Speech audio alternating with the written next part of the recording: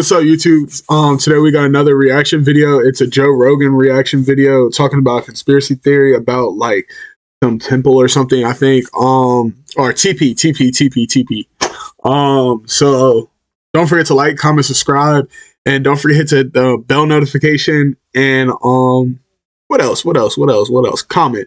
I love to read y'all comments and just like interact with the channel. Tell me what y'all want to react to more. I got some music videos coming out that y'all have recommended me to do. So just sit tight, relax. Like I just want to upload a lot of like other content and then upload like some of the stuff that y'all be asking, like maybe like 3 times a week or something like that. Y'all know? All right. So don't forget to like, comment, subscribe, and hit that bell notification. Let's get into the video. The Joe Rogan Experience. So Gobelki Tepe, brother, if there is such a thing as an ancient conspiracy theory, it's this. So I remember hearing Graham Hancock come on your show back in like 2015 or 2017, and he was talking about Gobekli Tepe. And at that time, he had shared that the site was only approximately 5% excavated. It's the first video on... Bad chat. Y'all know what low-key sounds gas right now? Like some Chipotle, bro. I ain't gonna lie, I'm starving, bro. But it's like... But it's snowing. I was about to show y'all outside, but y'all can't see that. But it's snowing outside. Like, bro, Chipotle sound great, bro. Like that steak bowl with some white rice, extra rice. Cause extra rice got to be gas, bro. And then Bolonski's, right? Then we gotta eat the corn salsa. That shit gas. I ain't gonna hold you. And then either sour cream or cheese, cause like I pick either one because those are like the most like calorie dense stuff other than the rice.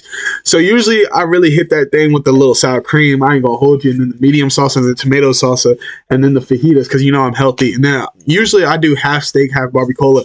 That shit be gas, bro. I ain't gonna lie. I just put y'all on, bro. And as a bowl, and then y'all can get the little tortilla on the side if y'all on the bulking season, cause I ain't gonna lie. And then make your own little bowl. Own little burrito, and then y'all got a bowl right there, bro. Bro, I just put y'all on game, bro. On my channel. It's like August 2017, and I shared the details of it. These pillars dates back 11,600 years. It appears to be purposely buried at the same time of the Younger Dryas climate catastrophe. This is fascinating.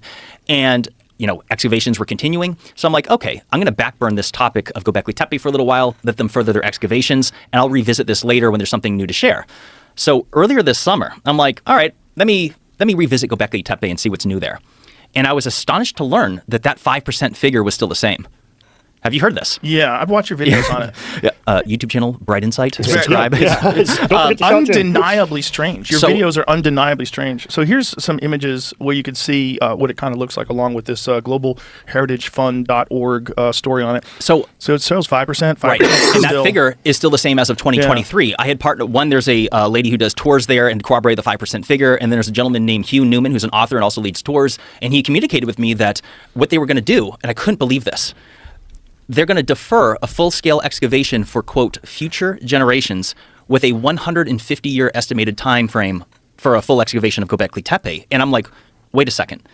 Are you serious? Like, this makes no sense. We're talking about arguably not just the world's oldest ancient site, but arguably the most mysterious, because it's like you were saying, it's not supposed to exist. Based on everything we were taught in school, it's supposed to be the Sumerians. And then you have the site of Gobekli Tepe, made up of sophisticated pillars and concentric circles. Wait, hold on. They gotta take them 150 years to excavate that? I ain't gonna lie, chat. Ain't like we in like 2025, bro. Can't they do that shit in like 20 years? I ain't gonna hold you. Like, and find some like good answers, bro. That thing don't need to take 150 years, bro. That's insane. At least 5,000 years older. Yeah, that older than... Yeah. Almost 7,000 years older than Stonehenge, and Stonehenge is a mystery of itself. Right. So I start Googling and looking into the details. I'm like, this doesn't make any sense. How could there possibly be, how could they defer excavations for future generations when this may be the most important ancient site on Earth involving our mysterious lost ancient past? And so I started digging into this, and I couldn't believe what I found. So they were doing large-scale excavations, but that has since ceased. Just to clarify, they are still excavating Gobekli Tepe, but they have rolled and dialed back the large-scale excavations of the years prior, and they're focusing on conservation and tourism management of the site.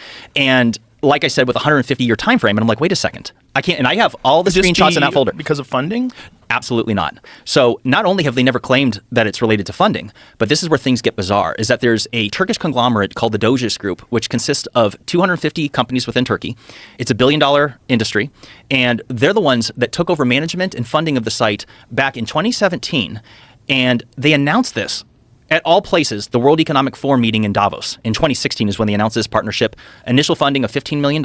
At that time, they set up the infrastructure for tourism, roads, sidewalks, walkways, roofing platforms. And since then is when they dialed back the excavations. And I'm like, this makes absolutely no sense. So it has, let me just be crystal clear here. It has nothing to do with funding, and they've never claimed this.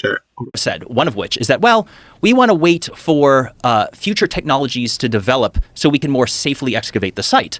And I'm like, wait a second, hold on a second. We're talking about pillars buried in dirt.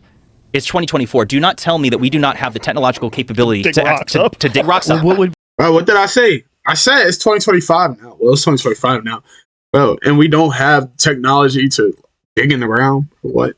That sounds sus. I agree with. Be an alternative explanation. So, okay, this is where things get fun. Oh boy. So, rabbit hole. Here we go. Fun. I love a good rabbit hole. Let me say a couple things before I get into it. One of which is that them saying that they're waiting for a future technology to develop to safely excavate the site. I'm like, what type of magical shovel or pressure water hose are we talking about here? Vacuum, a dirt vacuum. Right. And since they're saying that they're continuing to excavate the site today, since they're saying they continue to excavate the site today, I'm like, well, which is it? Are you saying that you're doing so in unsafe methods? And I already know that's not the answer because there's been no issue with destructing the site from digging it up. It's not like they broke a pillar and like, oh dang, wait a second, we need to walk this back. We're not doing things safely. Right. That's not the case here. So there are a few explanations here. Okay, here's what I want to hear. So one of which is that the most logical explanation, this is the less conspiratorial one, which is that it has to do with money. You have this Turkish conglomerate of people that are saturated with members of the World Economic Forum. For example, the CEO of the Doges Group is a longtime member of the World Economic Forum. Let me backburn the World Economic Forum for a half a second. They're business people. They took over the site and it's all about money now. Back in 2019, Gobelki Tepe had approximately 19,000 visitors yearly. Now it's at 500,000. Their focus, if nothing else, they're just trying to bring revenue in. It's all about money. Yeah, they don't care about excavating the rest of the site. 15 more million. It's not going to bring 15 more million in revenue. Right, and they just want their money back. Okay, right. But I'm like, well, that makes sense. It does make sense. To weigh in on that real quick, it also the mystery plays. That site is probably the second most popular place on the planet with people like ourselves, and the more mystery is there, the more money. It's the more like we deal in mystery. So if they excavate everything and we know everything there is about that site and it's all super mundane and there's nothing cool about it anymore, that tit dries up and there's no milk. But how could it ever stop being cool? I agree. It doesn't make any sense. I agree with that. But yeah, I don't agree that it's going to ever stop being cool. It's the oldest site on the planet. If Stonehenge hasn't got overplayed, bro, I ain't gonna lie, it's just a bunch of stones in the middle of a field. What is so like, oh, like, you know what I'm saying? And people still go there. I ain't gonna lie. Gobelki Tepe, that shit look way cooler than Stonehenge, so I wouldn't see it being like they won't make money off of it, if that makes sense. That one doesn't make any sense. That's a Zahi Hawass kind of thing. He's of the same opinion where I think a lot of the same things, happen in Egypt for the same reason. Zahi Hawass is quoted with saying that those New Age people, it doesn't matter what happens in Egypt, the New Age people, they come. It's about tourism. Ever since the Arab Spring, tourism in Egypt's been lower. So I think a lot of the same, we're going to talk in a minute about the hidden chamber in the pyramid that they've located and still haven't excavated for whatever fucking reason. I think that might be part of it. If you want to get super mundane and not conspiratorial, it's just a simple, the tourists keep coming while there's a mystery there. As soon as we open that up, it's just an empty chamber. I don't buy that. Me either. The mystery of the structures themselves that we have completely excavated is just so fascinating. So let me be clear on Gobelki Tepe. It's somewhere between 5 and 10% excavated. Which means that it says some archaeological sites that where only 10% or less have been uncovered. None of which date back anywhere near remotely as old as Gobelki Tepe. And so just to put this into perspective, Gobelki Tepe, according to ground penetrating radar, consists of approximately 200 T-shaped pillars. Only 72 of them have been unearthed. And as of just a few years ago, they're dialing that back to fully excavate them, which again, the 150-year time frame. And I'm like, this is entirely unacceptable. There could be hidden answers about our lost ancient past waiting to be discovered on these pillars because all the pillars are trying to tell us some sort of story. They all have depictions, animals, all kinds of things on them. There's the shaman with the bag. Right. Which is very interesting. Right. We've seen that from the Sumerians. We've seen it in South America. The bag thing is very fascinating. It is. It's hotly debated. I'm sure. You could say maybe it's a tool bag. You could say maybe it's psychedelics he's got in that bag. Academics say it's just water. Water? It's a water bucket. You guys familiar with the there you go. Martin Sweatman? Excuse me? You guys familiar with the work of Martin Sweatman? Yeah. No, I'm not. He's the one that he was on Ancient Apocalypse season 1 for a minute. He's the guy who made basically a star map of that Pillar 43, and in his opinion, those 3 handbags at the top were 3 sunrises. And if that's the case, that would almost make sense, because then like a picture of an Assyrian holding that would be like a holding of astronomical knowledge. Like this symbol could have been a symbol of knowledge of astronomy, which is one thing, honestly, about Gobelki. Could have been a book bag. It could have been a book bag. Right? I mean, it kind of makes sense. They probably had to travel around with their books. So here's the thing. That pillar, that's just one pillar out of 200.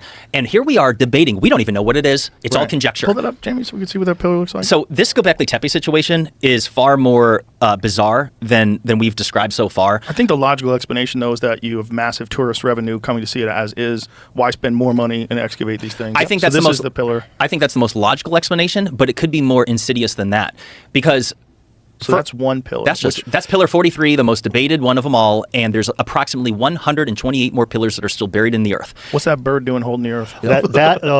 Dr. Martin Sweatman, his first paper on Gobekli Tepe's Pillar 43, he's got Scorpio in the bottom. He believes that's Sagittarius, that's the sun, and if that's one, basically it's a star map denoting the time that the comet smacked the earth, is what he believes. Each one of those V's, his latest paper on it, each one of those V symbols is a day. In his opinion, each one of those boxes is a month, and there is basically a full year denoting the whole thing. The way he's broke, that's very interesting stuff. And one of the things that's wild to me when we talk about like the lack of further excavations is almost every pillar we bring up has new symbology, new symbols, new iconography.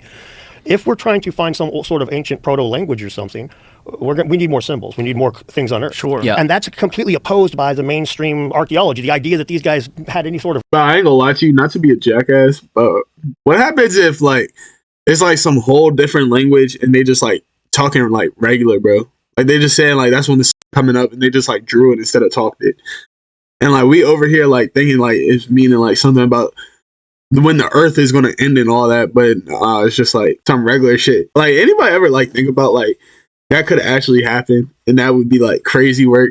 written language is fucking ridiculous. And But what are the theories involved in, I know it's been theorized that it was purposely covered in dirt. It really looks like it. If you look at pictures of the excavation, it looks like it was all piled in with stones and dirt, because if it was some sort of natural event, it would have destroyed the pillars. The pillars are preserved. So it wasn't just blown in with dust. If you look at it, it's gravel, and like as Graham Hancock has explained, that Klaus Schmidt, the original excavator of the site before his untimely passing in 2014, the people that have worked the site believe it was intentionally buried. That is debated in academia today. But isn't there also a carbon isotope dating of the ground soil that shows it's the same age throughout the entire whatever feet it is of the dirt that's covering it? And so it's very apparent that it was purposely buried. And what's interesting about that is that it coincides exactly with the Younger Dryas climate catastrophe. So if you want an alternative idea we could talk mudslides. No, because it would destroy those pillars. Knock them over at least. Yeah. I've seen that in Iraq with the statues. Right. So let's talk about this in a second. This is where things get wild. So that's before the excavation. This is an aerial photo from what year is this? That should be 2004. Or excuse me, before 1994. Yeah. They started excavations in 1994, 1995. So that is when it was just dirt. Correct. Everybody thought it was just a regular hillside, which makes you wonder how many more there are out there. Well, they're finding dozens of other sites around Turkey that are even older. And even older. Yes. So let me tell you a few different things about Gobekli Tepe. When you bring up pictures of the pillars, notice how they all annotate animals on them. Yeah. Now, this is a fun topic, and I have a few other things to share. One of which is that if you want to talk about reasons not to excavate it, I'll give you two possibilities. And this is just conjecture. I don't know what the answer is. Let me say this up front. But part of it could have a religious implication as well as a climate change implication. Let me start with that. So we know it is an established fact that the Younger Dryas climate catastrophe happened between 12,800 and 11,600 years ago. We know that there was vast changes in weather patterns throughout the Northern Hemisphere. The only part of it that's debated, and as well as near extinction events of many different mammals in North America. But what we know is that something happened. Whatever it is what's debated, whether it's a cosmic impact, whether it's a pole shift, whether it's sun cycles, all kinds of conjecture all the way around. But when I mentioned the WEF, they are the biggest proponents of the man-made climate change narrative. They're the ones that want to get rid of gas-powered stoves. They want us to get rid of vehicles. They are pushing their initiatives around the world, and they believe that we're destroying the planet. I'm not saying they're entirely wrong, but I don't agree with their ways of going about it, but that's a side point. But here's the thing. When you look at the legend of Noah's flood and Noah's Ark and the flood, so I'm not suggesting that there was a flood that covered every mountain on Earth, and nor am I suggesting that there was a boat that housed every species of animal on Earth. However, if Noah's Ark existed, many believe that it was crashed onto Mount Ararat, which is also in Turkey.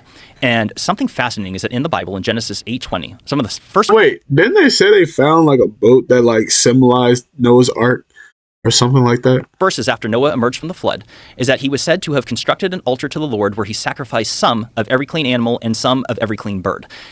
Gobelki Tepe is in Turkey, and every single one of those pillars annotates animals. And some have suggested that it could be Noah's altar. Now, that could be one reason why they wouldn't want to excavate it, is because Turkey is an Islamic country, and if there was some Christian religious belief that was corroborated, they might not want that to happen.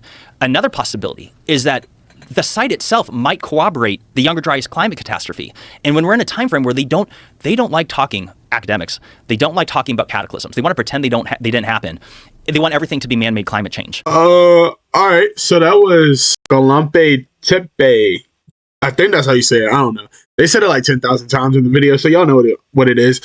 But yeah, I'm really confused. I ain't gonna lie to you.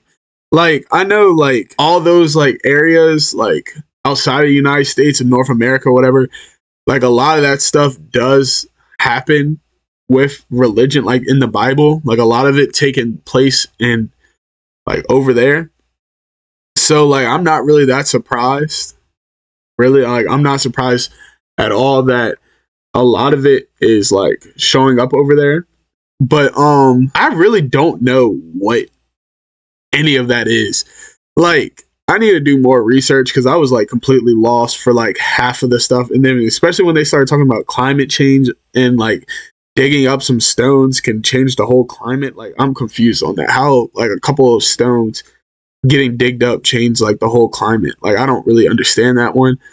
But I don't know. That's just something to look up. Somebody maybe in the comments can tell me about it more. But don't forget to like, comment, subscribe. That was Joe Rogan and the other dude, I don't know his name, talking about Gobelki Tepe. I think that's how you say it. Don't forget to put God first. Family, peace.